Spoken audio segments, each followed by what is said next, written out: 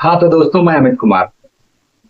देखो, ऐसा है कि दुनिया में लोग कुछ इस प्रकार के ही हैं, कुछ ऐसे ही हैं जो दुनिया के बारे में जानना चाहते हैं, लेकिन अगर उनसे उनके खुद के बारे में कुछ पूछा जाए या उनसे उनके बारे में कुछ जानने का प्रयास किया जाए तो उनकी जानकारी यहाँ शून्य होती है। कोई भी व्यक्ति हो, जैसे आप ही हो हमारे सामने, और हमने आपसे पूछा कि आपको मालूम है अमेरिका की राजधानी कहाँ है, तो आप तुरंत बोलोगे वाशिंगटन डीसी। अगर हम पूछेंगे कि भाई भारत की राजधानी कहाँ है, तो आप तुरंत कहोगे कि दिल्ली। अगर हम आपसे पूछें कि भारत का पहला प्रधानमंत्री कौन है, तो आप कहेंगे पंडित जवाहरलाल नेहरू। अगर हम आपसे पूछें कि अमेरिका का स्वतंत्रता दिवस कब मनाया जाता है, तो आप तुरंत कहेंगे 4 जुलाई।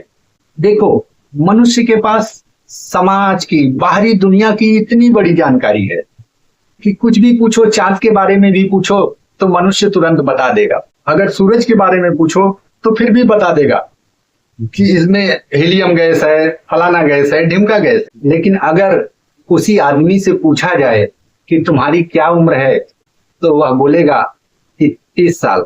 तो उससे पूछिएगा कि यह शरीर आपके पास 30 साल से है, तो वह बोलेंगे हाँ 30 साल से है।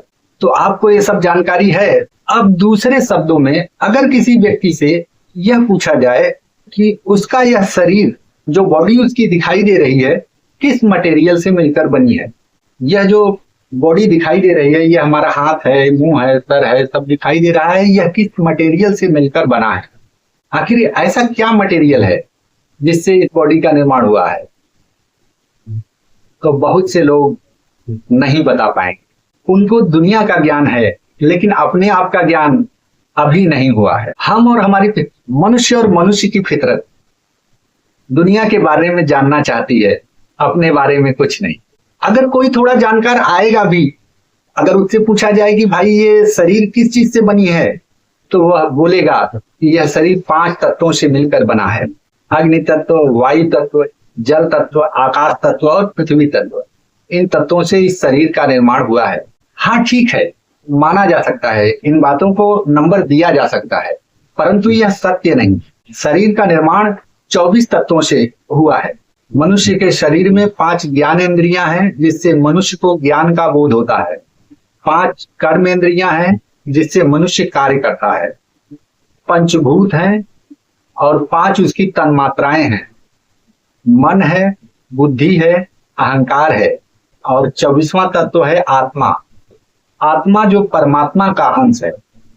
तो इसका मतलब हुआ कि यह जो हमारा शरीर है, यह साधारण नहीं है। इसके पीछे उस ऊपर वाले ने या उस परमात्मा ने बहुत बड़ी टेक्नोलॉजी का उपयोग किया है, और यही शरीर है, यही आत्मा है जो परमात्मा तक ले जाने का मार्ग है। जब तक हम और आप अपने बाहरी उत्थान के बारे में सोचते हैं, हम और आप भौतिक वस्तुओं की का प्रोग्रेस चाहते हैं या भौतिक वस्तुओं में उन्नति चाहते हैं, लेकिन हम और आप कभी अपने अंदर की उन्नति के बारे में सोचा है? अगर आप सोचते हो तो मुझे कमेंट जरूर करना। मेरा नाम अमित कुमार उपाध्याय। वीडियो अच्छा लगा हो तो लाइक और सब्सक्राइब जरूर करें।